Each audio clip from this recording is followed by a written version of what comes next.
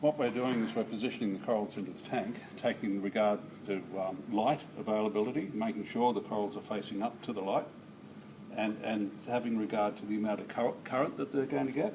Also, of course, taking into account that when they fully extend, their full extension will catch the current and will tend to, in some cases, render the coral a little unstable. The current might be prone to blowing them off a ledge. So when we put them down, we don't just want them secure when they're retracted, we want them to be secure when they're fully inflated.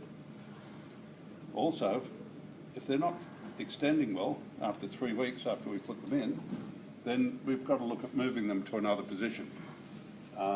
Because the corals, in theory, might be comfortable in a certain position normally, or a certain amount of current, depending upon the species of coral.